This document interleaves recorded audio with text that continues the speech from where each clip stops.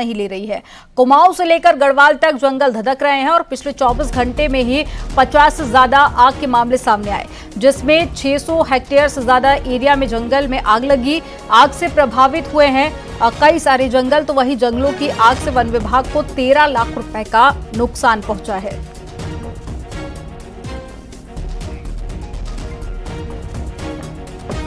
तो वन विभाग को 13 लाख रुपए का नुकसान पहुंचा है। लगातार जो आग के मामले हैं वो बढ़ते जा रहे हैं। हालांकि वन विभाग की तरफ से लगातार ये दावे किए जा रहे हैं कि कोशिश की जा रही है ताकि आग पर कंट्रोल किया जा सके, लेकिन इसके बावजूद भी कुमाऊं, गढ़वाल और साथ ही आसपास के जो इलाके हैं जहां पर वन काफी ज्यादा है, ऐसे इलाकों में आग की घटनाएं लगातार बढ़ती जा रही हैं। और ये तस्वीरें भी आपको दिखा रहे हैं जहां पर फायर ब्रिगेड की टीम लगातार आग बुझाने का प्रयास कर रही है, लेकिन उसके बावजूद भी अभी तक 512 आग की घटनाएं सामने आ चुकी है, जिसमें 600 हेक्टेयर से ज्यादा का नुकसान हुआ है और 13 लाख रुपए के नुकसान की बात वन विभाग की तरफ से कही गई है। तो उत्तराखंड में कई जगह पर ऐसी तस्वीरें सामने आ रही हैं जहां पर जंगलों में आग लगी हुई है और हर साल कुछ ऐसी ही तस्वीरें सामने आती हैं। ज्यादा जानकारी के साथ में सुनील प्रभा जुड़ गए हैं, संवाददाता। सुनील, तस्वीरें हम देख रहे हैं, आग की घटनाएं लगातार बढ़ती जा रही हैं। वहीं वन विभाग कह रहा है कि दावे पूरे किए जा रहे हैं, तैयारियां की जा रही है, लेकिन उसके बावजूद भी आग पर कंट्रोल नहीं पाया जा रहा है। आखिर क्या कुछ वजह सामने आ रही है और अब वन विभाग की तरफ से क्या कुछ कहा गया है, कब तक कंट्रोल किया जाएगा? देखिए अमनदीप, पिछले 24 घंटे में 40 से अधिक जगहों पर आग लगने की घटनाएं हुई हैं। जहां तक आग लगने का कारण है कि इस बार बरसात के सीजन में पर्याप्त मात्रा में बारिश नहीं हुई और अब भी जब समर सीजन में भी बूंदाबांदी भी उत्तराखंड में नहीं हुई है, जिसके चलते फ्यूल जंगलों में बहुत ज्यादा है।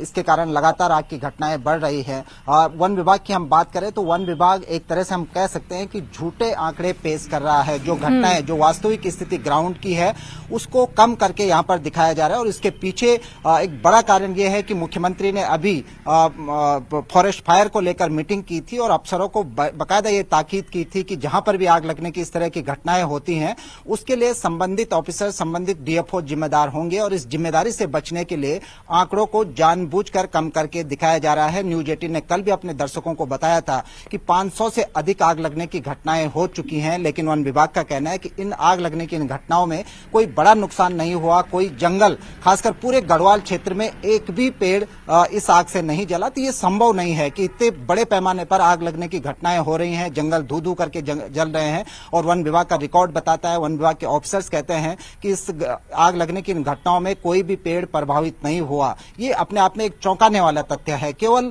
वाइल्ड लाइफ एरिया में 425 पेड़ों को जलते हुए दिखाया गया है कि इन पेड़ों को नुकसान पहुंचा। इसके अलावा उत्तराखंड में कहीं भी कोई पेड़ को कोई नुकसान नहीं पहुंचा। तो आप लगा सकते हैं कि वन विभाग के जो ऑफिसर्स हैं वो कितनी गंभीरता के साथ इस पूरे घटनाक्रम को ले रहे हैं। उनका सिर्फ एक मकसद है कि आंकड़ों को कम किया जाए, आग की घटनाओं को कम करके दिखाया जाए, लेकिन जो जमीनी हालात हैं, गढ़वाल से लेकर कुमाऊं तक, पहाड़ से लेकर मैदान तक, हर कहीं जंगल धधक रहे हैं। जी बिल्कुल सुनील, और यहाँ पर वन विभाग के दावे और वादे सभी फेल साबित हो रहे हैं। जिस तरह की तस्वीरें सामने आ रही, जानकारी साझा करने के लिए बहुत शुक्रिया आपका। और चलिए खबरों में आगे बढ़ेंगे। रुद्रप्रयाग जिले के कई हिस्सों में जंगल आग की लपटें देखी गई और वहीं सतेरा खाल क्षेत्र में भी अचानक से जंगल की आग बस्तियों के नजदीक पहुंच गई, जिसके बाद में ग्रामीणों में दहशत का माहौल फैल गया। काफी देर तक भारी मशक्कत के बाद में ग्रामीण आग को बुझाने में कामयाब हुए और लोगों ने राहत की सांस ली।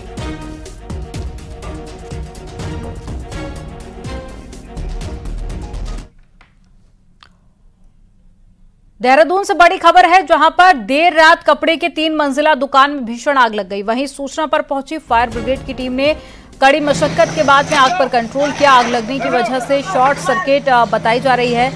पलटन बाजार इलाके की घटना है, तस्वीरें आपको दिखा रहे हैं। देर रात की ये घटना जहां पर कपड़े की 3 मंजिला दुकान में आग लग गई थी, जिसके बाद में फायर ब्रिगेड की टीम मौके पर पहुंची और आग पर कंट्रोल किया गया।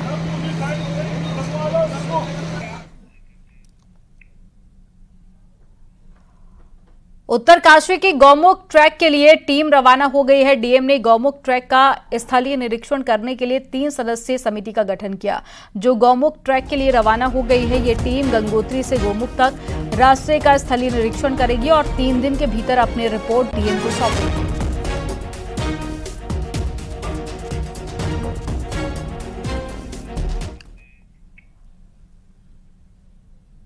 चारधाम यात्रा की तैयारी तेज हो गई है। वहीं केदारनाथ धाम में यात्रियों के लिए रेन शेल्टर भी बनाए जा रहे हैं।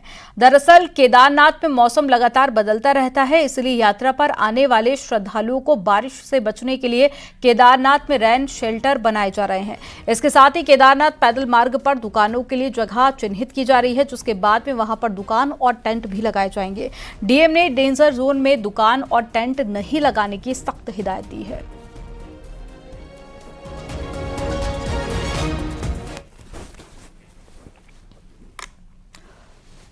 चारधाम में ऑनलाइन पूजा की डिमांड बढ़ने से बद्री केदार मंदिर समिति की जमकर कमाई भी होने लगी है।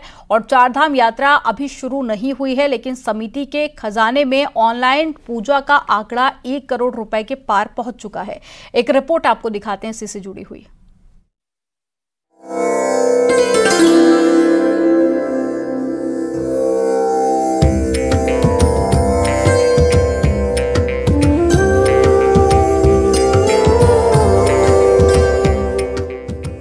10 मई को केदारनाथ और 12 मई को बद्रीनाथ के कपाट खुलने जा रहे हैं और इस समय समिति ने पहली बार ऑनलाइन पूजा की व्यवस्था की है और यात्रा से पहले ही ऑनलाइन पूजा के लिए बुकिंग भी शुरू हो गई है।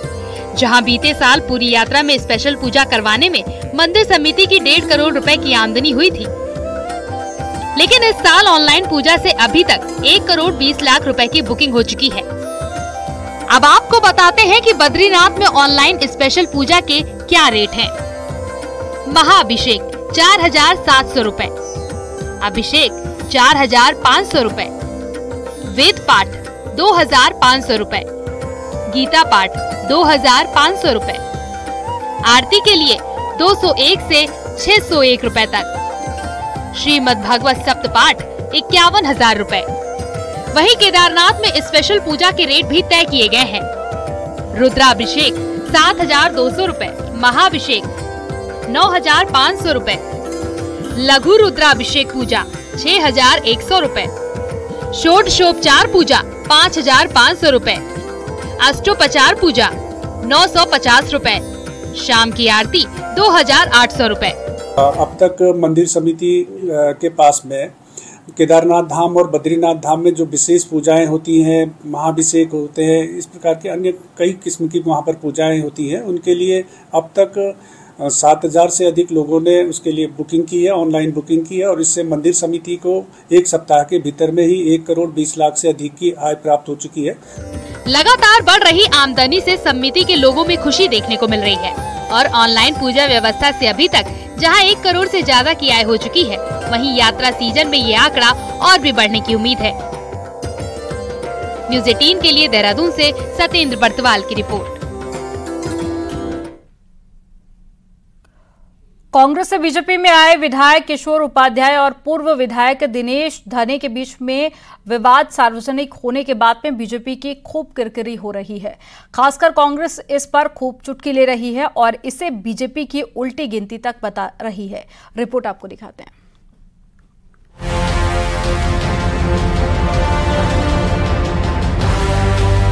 लोकसभा चुनाव में बीजेपी ने गढ़वाल से लेकर कुमाऊं तक कोई भी विधानसभा ऐसी नहीं छोड़ी जहां उसने विपक्षी खेमे में तोड़फोड़ न की हो। कांग्रेस के सिर्फ पूर्व विधायक कांग्रेसी दिग्गज ही नहीं तोड़े, बल्कि एक विधायक को भी पार्टी ज्वाइन कराने में बीजेपी सफल रही। अब इससे हार्डकोर बीजेपी वर्कर्स में असंतोष तो फैला ही। टिहरी में किशोर उपाध्याय और दिनेश धने के बीच हुए विवाद से पार्टी अनुशासन भी तार तार हो गया।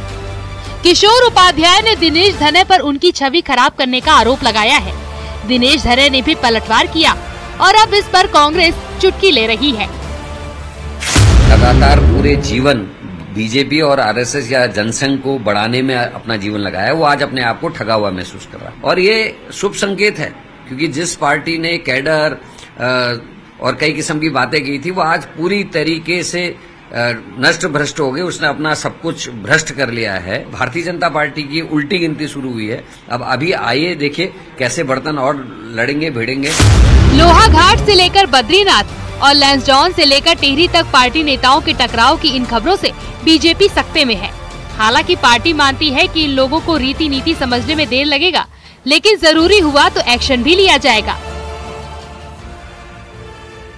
कुछ नए लोग जो आए हैं उनको पार्टी की रीति नीति सीखने में भी समय लगेगा। तो पार्टी की हर चीज पर नजर है, पार्टी हर चीज का संज्ञान लेती है और जहां जो आवश्यक होता है वो करती है। अध्यक्ष जी अभी दिल्ली में हैं। अध्यक्ष जी एक आध दिन में दिल्ली से लौटेंगे, तो उसके बाद निश्चित रूप से अगर कहीं पर कोई पार्टी को नुकसान पहुंचाने की कोई बात आई तो उसके विषय में पार्टी संज्ञान लेगी और उस पर कार्रवाई भी करेगी। बीजेपी में शुरू हुई इस रार के जल्द थमने के आसार बहुत कम हैं। जानकार भी कहते हैं कि निकाय और पंचायत चुनाव में लोकल लेवल पर नेताओं के बीच वर्चस्व का ये संघर्ष और ज्यादा गर्मा सकता है। देहरादून से न्यूज 18 के लिए सुनील नवप्रभात की रिपोर्ट।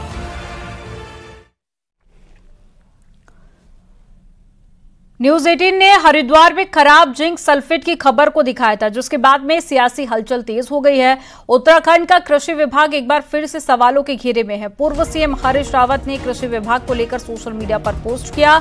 हरीश रावत ने लिखा, उत्तराखंड कृषि मंत्रालय को क्या हो गया है, हरिद्वार में नकली खाद कीटनाशक बिक रहे हैं। हरीश रावत ने आगे लिखा कि जिंक सल्फेट के नाम पर नकली माल बांटा गया है।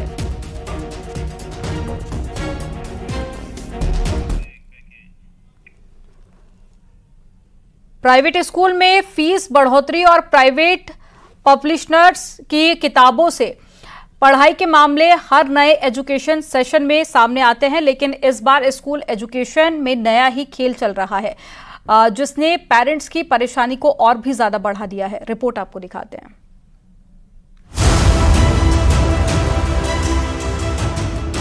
एजुकेशन हब के नाम से मशहूर देहरादून में स्कूल एजुकेशन के नाम पर बड़े बड़े खेल चल रहे हैं। स्कूल मॉनिटरिंग के लिए ना कोई सेल है और ना ही एजुकेशन डिपार्टमेंट का कंट्रोल। शिक्षा विभाग सिर्फ एनओसी देने की प्रक्रिया तक सीमित है।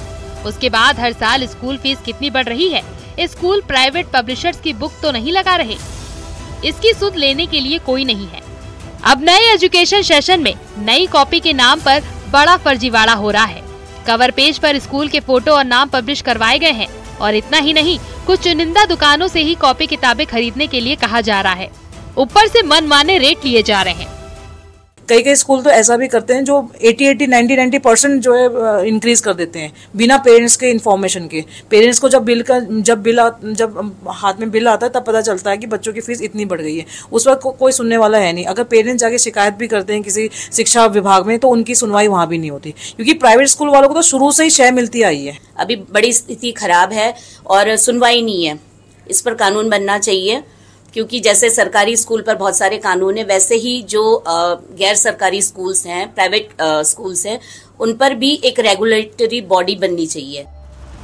शिक्षा विभाग के अधिकारियों का कहना है कि सीबीएसई और आईसीएसई बोर्ड के स्कूलों पर कंट्रोल के लिए कोई नीति ही नहीं है। हालांकि कई अभिभावकों की शिकायत को देखते हुए शासन अब नीति बनाने जा रहा है। ये भी तय किया जाएगा कि बुक्स का भी ये पता होना चाहिए कि गार्जियंस को खरीदना कौन कौन सी किताबें जरूरी हैं जो कि उनको खरीदी जानी है।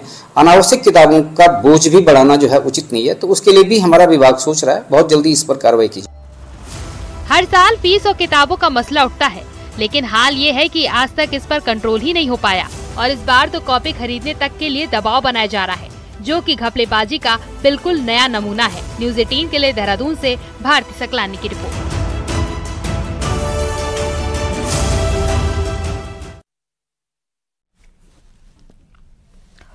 गर्मी का सीजन आने के साथ ही पिथौरागढ़ में पेयजल संकट खड़ा होने लगा है। हालात यह है कि लोगों को 2 बूंद पानी के लिए प्राकृतिक स्रोतों की ओर रुख करना पड़ रहा है और ऐसे में सवाल पेयजल योजनाओं पर भी उठ रहे हैं।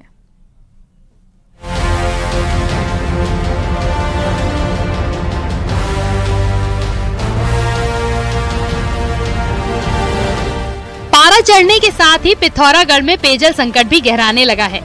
मुख्यालय के साथ ही दर्जनों ऐसे इलाके हैं जहां लोगों को गला तर करने के लिए भी पानी नहीं मिल रहा। पानी की तलाश में लोगों की दिनचर्या भी खासी प्रभावित होने लगी है। पेयजल के लिए ऐसा हाहाकार तब है जब करोड़ों की लागत से यहाँ दर्जनों परियोजनाएं बनाई गई हैं, लेकिन हकीकत में कोई भी योजना अपनी क्षमता के हिसाब से पेयजल मुहैया नहीं करा पा रही। जो एक महत्वाकांक्षी योजना आंवला घाट पेयजल योजना थी, वो उचित रूप से प्रॉपर रूप से अपने कैपेसिटी के हिसाब से काम नहीं कर रही है। उससे बहुत कम मात्रा में पानी शहर तक पहुंच रहा है, जिससे ये समस्या बनी हुई है। और इस समस्या के और ज़्यादा गहराने की भविष्य में आशंका है, क्योंकि जिस तरह धूप और गर्मी बढ़ते चली जा रही है, नदी का पानी भी स्तर भी कम हो जाएगा और लोकल स्रोत भी सूख जाएंगे। अकेले पिथौरागढ़ में ही बीते कुछ सालों में जहां 80 करोड़ की लागत से आंवला घाट पेयजल योजना बनी है, वहीं घाट पेयजल योजना को सुधारने के नाम पर करोड़ों की बर्बादी हो चुकी है। कुछ इसी तर्ज पर डीडी हाट में थल डीडी हाट और गरखा पेयजल योजनाएं बनी हैं। ऐसे ही करोड़ों की लागत से बेरीनाग के साथ ही चौकोड़ी पेयजल योजना में भी भारी भरकम धनराशि खर्च की गई है। ये इसमें जल स्तर की कमी आने के कारण कई जगह जल स्रोत सूखने की घटनाएं सामने आई हैं। इस वजह से पेयजल की किल्लत बढ़ी है। तो जहाँ जहाँ इस तरह की घटनाएं हो रही हैं या जहाँ जहाँ इस तरह की कमी हो रही है, वहाँ जल संस्थान के द्वारा टैंकरों की व्यवस्था के द्वारा वहाँ पर जल की आपूर्ति को सुनिश्चित किया जाए। जल जीवन मिशन के तहत भी हजारों परिवारों को पेयजल से जोड़ा गया है। फिर भी शहर हो या फिर गाँव, हर तरफ पानी का संकट गहराने लगा है। इस साल सर्दियों में बारिश और बर्फबारी भी कम हुई है। ऐसे में ये आशंका भी जताई जा रही है कि पानी का संकट आने वाले दिनों में और बढ़ेगा। अब देखना है कि सरकारी सिस्टम कोई ठोस प्लान धरातल पर उतार पाता है या फिर 2 बूंद पानी के लिए जद्दोजहद बनी रहनी है। न्यूज़ 18 के लिए पिथौरागढ़ से विजयवर्धन उप्रेती की रिपोर्ट। यहाँ पर वक्त हो गया एक छोटे से ब्रेक का। आप देखते रहिए न्यूज़ 18।